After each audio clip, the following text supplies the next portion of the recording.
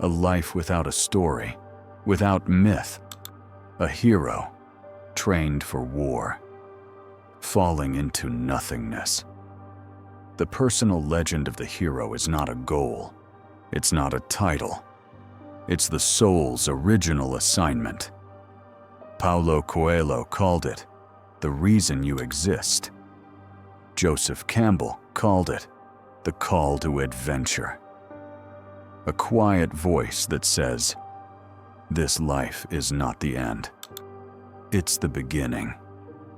In every myth, the hero resists. Then a challenge comes, something they cannot ignore. They leave the familiar, they suffer, they grow. And when they return, they're not who they were. Myths were the first user manuals for the human spirit. But in the modern world, we traded the myth for noise. That's why most people don't feel lost. They feel numb. Once upon a time, every life began with a story, a quest, a symbol, a meaning. But in the modern world, that beginning is erased, replaced by noise. The modern mind isn't broken, it's amnesiac. We are flooded with data, but starving for direction. You wake, scroll, reply, eat, repeat. Not because you lack ambition, but because your myth was never named. Carl Jung called this the loss of the symbolic life.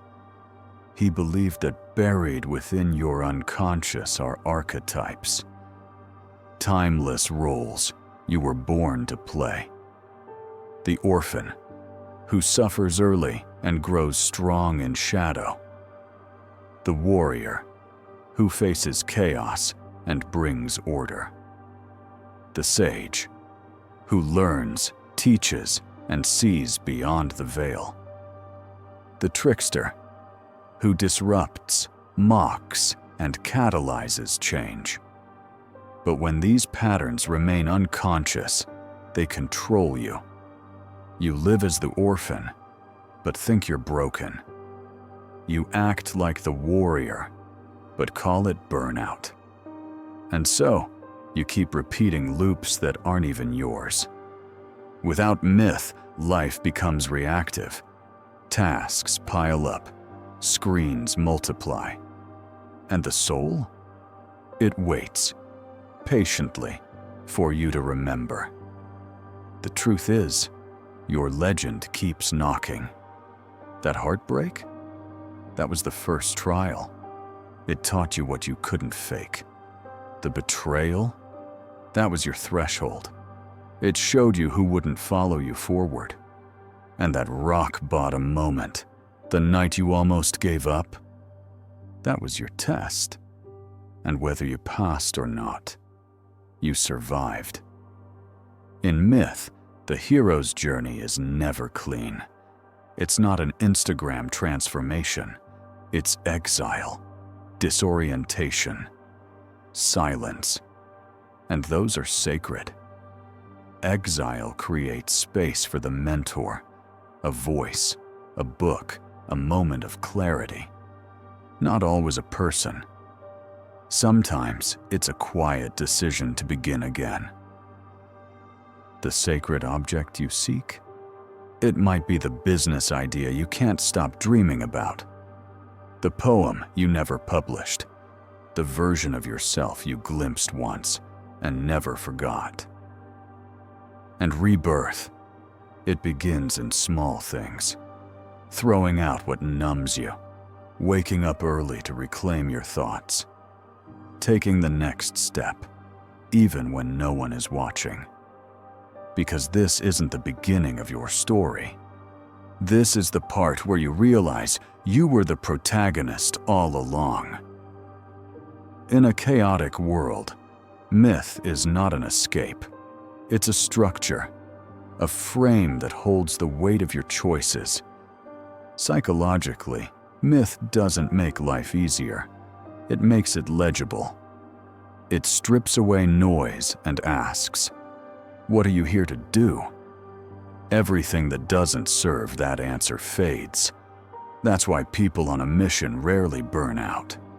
Not because they have more energy, but because their pain has context. Setbacks become plot points. Resistance becomes training. Failure becomes foreshadowing. This is what neuroscientists call narrative encoding. The brain, overloaded with stimuli, searches for meaning through story.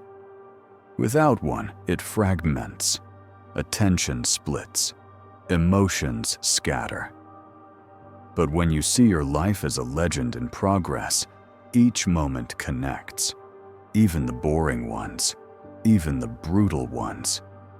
It's not about motivation, it's about identity. You're not busy. You're becoming. A myth doesn't reduce your ambition. It sharpens it. It gives you mental sovereignty. You're no longer chasing everything. You're following your thread. And in a world addicted to overwhelm, clarity is the new rebellion.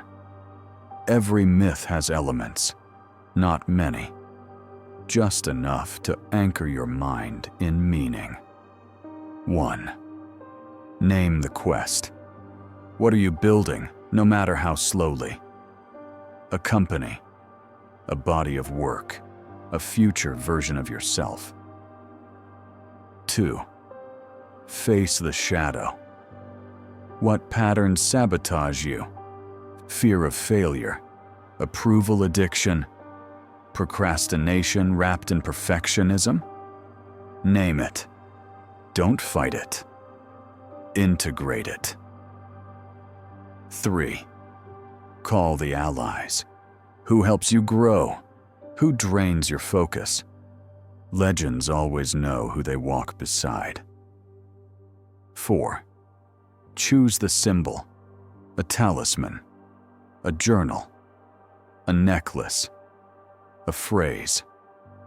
The symbol grounds you when the plot twists. 5. Write the code. 3 rules you live by. Simple, powerful, yours. Rules like speak truth, even when afraid. Create before you consume. Move forward, even when it hurts. Now, write your myth in 5 lines. Carve it like a prophecy. Burn it into a notebook, or whisper it before bed.